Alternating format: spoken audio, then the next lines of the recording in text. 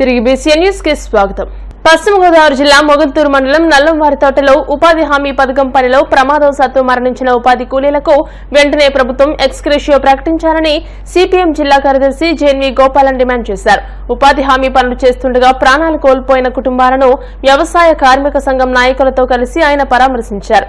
ఈ సందర్భంగా గోపాలన్ మాట్లాడుతూ ఉపాధి పని చేస్తున్న కార్మికులపై మినీ వ్యాన్ పడి ముగ్గురు మరణించారని, ఒకే కుటుంబంలో భార్య, భర్త, మరొక మహిళ చనిపోయారని అన్నారు. వీరి కుటుంబాలకు ప్రభుత్వం నుండి ఇప్పటి వరకు ఎటువంటి సహకారం అందకపోవడం దారుణమని అన్నారు. ప్రభుత్వం వెంటనే చనిపోయిన వారికి 10 లక్షల ఎక్స్గ్రేషియో, గాయపడిన వారికి మెరుగైన చికిత్స కోసం 5 లక్షలు ప్రకటించాలని ఆయన ప్రభుత్వాన్ని కోరారు. తోట వద్ద నిన్న ఉదయం ఉపాధి కూలీల మీద మినీ వ్యాను పనిచేస్తున్న వారి మీద పడిపోవడంతో అక్కడికక్కడే 2 మహిళా కూలీలు కడలి పావని, గుబ్బల గంగాదేవి ఇద్దరు కూడా స్పాట్లో మరణించారు.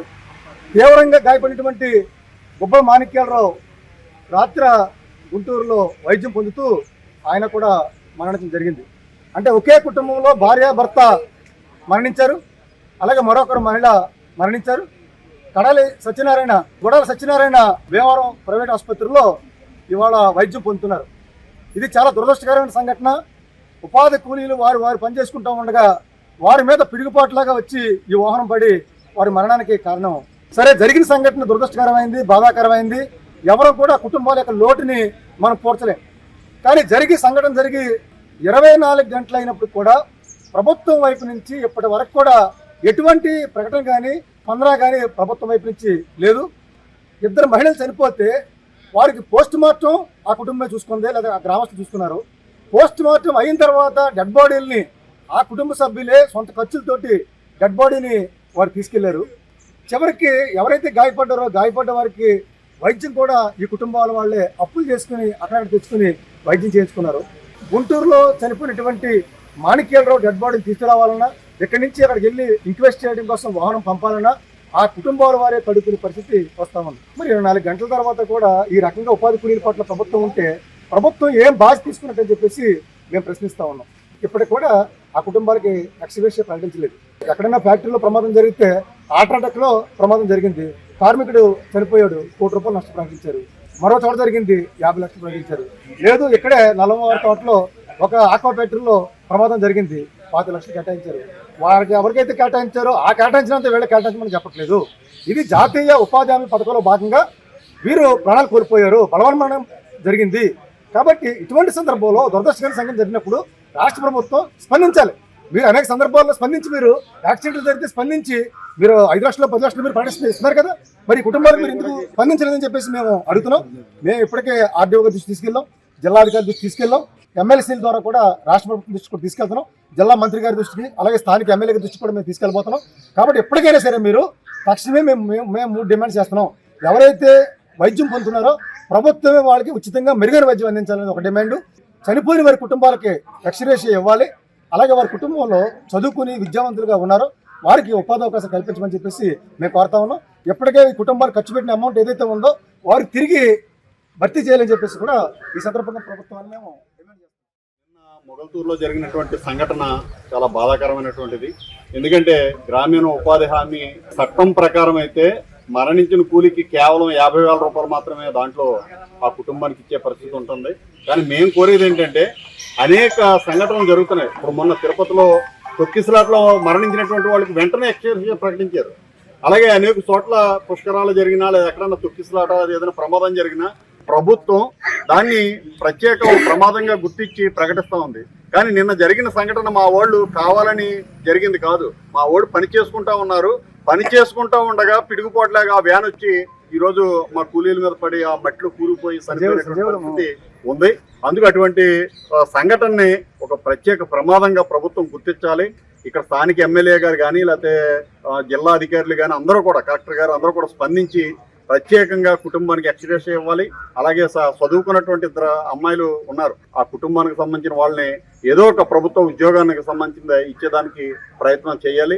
ఆ విధంగా ఉపాధి హామీకి సంబంధించినటువంటి పనిచేస్తూ చనిపోయినటువంటి ఆ కుటుంబాలని ఆదుకోవాలి. వాళ్ళ ఖర్చు చేస్తున్న ఖర్చులున్నాయి అన్నింటిని కూడా వెంటనే తిరిగి ఇప్పించే ఏర్పాట్లు చేయాలని. లేని ఎడల మేము ఆంధ్రప్రదేశ్ వ్యవసాయ కార్మిక సంఘం రాష్ట్ర వ్యాప్తంగా దీన్ని తీవ్రంగా అధికారుల దృష్టికి తీసుకెళ్తాం. ఉద్యమాన్ని అవసరం. సేవా కార్యక్రమాలు చేపట్టడం ద్వారా ప్రజల్లో మంచి గుర్తింపు లభిస్తుందని ఎమ్మెల్సీ సోము వీర్రాజు అన్నారు. ఏలూరు జిల్లా వేముడోలు మండలం వడ్లపట్లలో స్థానికుల దాహార్తిని తీర్చడానికి బీజేపీ నాయకులు వద్దిరెడ్డి కపిరాజు సొంత నిధులతో ఏర్పాటు చేసిన మంచినీటి ట్యాంకును ఎమ్మెల్సీ వీర్రాజు ప్రారంభించారు. ఈ కార్యక్రమంలో భాగంగా స్థానిక వృద్ధులకు నూతన వస్త్రాలను ఆయన చేతుల మీదుగా పంపిణీ చేశారు. ఈ సందర్భంగా ఎమ్మెల్సీ వీర్రాజు మాట్లాడుతూ కేంద్రం ప్రవేశపెట్టిన జల్ జీవన్ మిషన్ నిధులు వినియోగించుకోవడంలో గత వైసీపీ ప్రభుత్వం విఫలమైందని విమర్శించారు. ప్రస్తుత కూటమి ప్రభుత్వ హయాంలో deputy CM Pawan Kalyan Jal Jeevan mission నిధులను సద్వినియోగం చేసుకుంటూ పెద్ద ఎత్తున అభివృద్ధి కార్యక్రమాలు నిర్వహిస్తున్నారని తెలిపారు.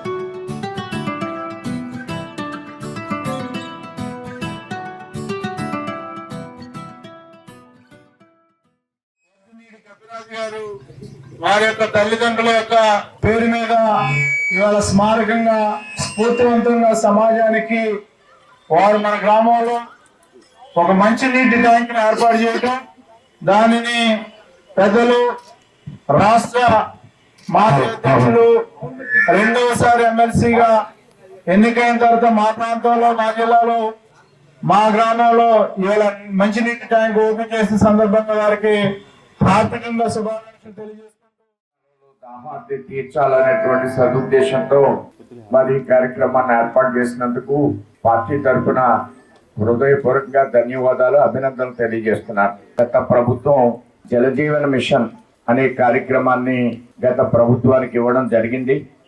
అయితే ఆ ప్రభుత్వం ఈ జలజీవన మిషన్ యొక్క నిధులను వినియోగించుకోవడంలో ఘోరంగా వైఫల్యం చెందింది. మరలా ఈ శాఖకి సంబంధించిన మన డిప్యూటీ ముఖ్యమంత్రి గారు పవన్ కళ్యాణ్ గారు ఈ జలజీవన్ పథకాన్ని పునరుద్ధరించాలి, సమయాన్ని పెంచాలి అని కేంద్ర ప్రభుత్వంతో మాట్లాడి ఈ కార్యక్రమాన్ని ఏర్పాటు చేయడంలో వారు చాలా శ్రద్ధ వహించి ఆల్రెడీ ప్రధానమంత్రి గారికి, జలజీవన మంత్రి గారికి, కేంద్ర జలశక్తి మంత్రి గారిని కూడా కలిసి ఈ కార్యక్రమాన్ని మన రాష్ట్రంలో పెద్ద ఎత్తున ఏర్పాటు చేయడానికి వారు పూనుకున్నారు. దానికి కేంద్రం అన్ని విధాలుగా కూటమి ప్రభుత్వానికి మద్దతు తెలియజేస్తూ ఈ యొక్క నిధులు మరలా కూడా పునరుద్ధరించాలి, మరలా కేటాయించాలనేటువంటి ఆలోచనతో ప్రభుత్వం ఉంది. మధ్యలో ఈ నీరు సరిగా లేని సమయంలో కపిరాజు గారి కుటుంబం ఈ గ్రామంలో ఈ కార్యక్రమాన్ని ఏర్పాటు చేసినందుకు వారికి మరొకసారి ధన్యవాదాలు తెలియజేస్తూ ముగిస్తున్నాను. జై హింద్, జై భారత్. తెలంగాణ రాష్ట్రం జగిత్యాల ఎమ్మెల్యే సంజయ్ బీఆర్ఎస్ నుంచి గెలిచి కాంగ్రెస్ పార్టీలో చేరడం ఆశ్చర్యం కలిగించిందని, ఆయన ఎందుకు ఆ నిర్ణయం తీసుకున్నారో అర్థం కావడం లేదని బీఆర్ఎస్ ఎమ్మెల్సీ కల్వకుంట్ల కవిత అన్నారు. ప్రజలకు ఏదైనా చేయాలనే చిత్తశుద్ది ఉంటే ఆయన పార్టీ మారాల్సిన అవసరం ఉండేది కాదన్నారు. ఇటీవల ఎమ్మెల్యేల పనితీరుపై ర్యాంకులు ఇచ్చారని, 119 మంది ఎమ్మెల్యేల్లో సంజయ్ కు 108వ ర్యాంకు వచ్చిందని ఆమె ఎద్దేవా చేశారు. ఎమ్మెల్యే సంజయ్ ఒకసారి ముఖ్యమంత్రి రేవంత్ రెడ్డితో కనిపిస్తారని, మరోసారి బీజేపీ ఎంపీ ధర్మపురి అరవింద్ తో కలిసి కనిపిస్తారని, ఆయన ఏ పార్టీలో ఉన్నప్పటికీ జగిత్యాలకు రావాల్సిన పథకాలు, నిధులు తీసుకురావాలని ఆమె డిమాండ్ చేశారు. అన్నలందరూ అన్నారు పోయినోళ్ళు పోయినరు, పోయేటోళ్ళు మళ్ళా వస్తారంటే ఎట్లా అని. నేనేమంటున్నా అంటే, ఒక నది ఉన్నదనుకో అది ముంగటికే వారుతుంది, ముంగటికే వారాలే కూడా. అదే ప్రకృతి ధర్మం. పోయినోడిని ఇడిచేసేయాలి అక్కడనే. మళ్ళా వెనక్కు రావడం, వెనక్కి పోవడం, తెచ్చుకోవడం అవసరమే లేదు. ఎందుకంటే పాత నీరు పోతేనే కొత్త నీరు వస్తుంది. ఇవాళ చాలా మంది మహిళలు, యువకులు, అదే విధంగా వ్యాపారవేత్తలు ప్రతి ఒక్కరు బీఆర్ఎస్ పార్టీలో జాయిన్ అవ్వడానికి రెడీగా ఉన్నారు. పోండి, దయచేసి ఇంటింటికి తిరగండి, తిరిగి మన గురించి చెప్పండి, మన పార్టీ చేసినటువంటి పనులు చెప్పండి. కొత్త వాళ్ళని తీసుకోండి. పోయిన వాళ్ళు, పాత వాళ్ళు, మోసం చేసిన వాళ్ళు ఇంకా కూడా మోసపోతే మనకు తప్పైతే. ఒక్కసారి మోసం చేస్తే, ఒక్కసారి మోసపోతే ఎవరన్నా మంచిగా ఉంటుంది, రెండోసారి మోసపోతే మనకు చేతగాదు అనుకుంటారు. ఇవాళ మనం పార్టీ నుండి చేయి బట్టి నడిపించి గెలిపిస్తే సంజయ్ అన్న 2 సార్లు ఎమ్మెల్యే అయ్యారు. కేసీఆర్ గారు ఈ జిల్లా మీద శ్రద్ధ పెట్టి జగిత్యాల జిల్లా ఇచ్చిరు, 4500 డబుల్ బెడ్రూమ్లు ఇచ్చిరు, హైదరాబాద్ తర్వాత అతిపెద్ద డబుల్ బెడ్రూమ్లు ఇచ్చింది జగిత్యాలనే. ఆయనకు పబ్లిక్ మీద కన్సర్న్ ఉంటే పార్టీ మారాడు. ఫస్ట్ ఆఫ్ ఆల్ పబ్లిక్ మీద కన్సర్న్ లేకుండానే పార్టీ మారిండు. అయితే మొత్తం ఎమ్మెల్యేలు మొన్న పట్టిక వచ్చిందట, ర్యాంకింగ్ ఎవరు ఎట్లా పనిచేస్తురని. ఉన్నది ఎంతమంది ఎమ్మెల్యేలు మనకు తెలంగాణలో? అంతేనా? 119 మంది ఎమ్మెల్యేలు ఉన్నారు. అందులో మన గొప్ప జగిత్యాల ఎమ్మెల్యే గారికి వచ్చిన ర్యాంకు 108. 119 మందిలో 108వ ర్యాంక్ వచ్చింది. అంటే అంత గొప్పగా పనిచేస్తున్నాడు సంజయ్ గారు. మరి ఈ గొప్ప పని చేయడానికి అక్కడికి పోవడం ఎందుకు అన్నది ఎవరికి అర్థమైతే లేదు. వార్తలు ముగించే ముందు ముఖ్యాంశాలు మరోసారి. అనకాపల్లి అగ్ని ప్రమాద బాధితులకు 15 లక్షల పరిహారం చెక్కులను అందజేసిన హోంమంత్రి అనిత. ప్రభుత్వం తరఫున వారికి అన్ని విధాలా అండగా ఉంటామని భరోసా.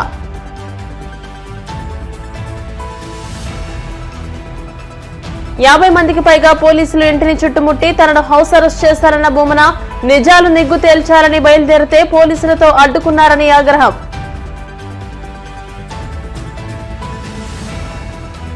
భూమన కరుణాకర్ రెడ్డిని హౌస్ అరెస్ట్ చేయలేదన్న తిరుపతి ఎస్పీ గోశాలకు వెళ్లేందుకు అనుమతి ఇచ్చామని స్పష్టీకరణ.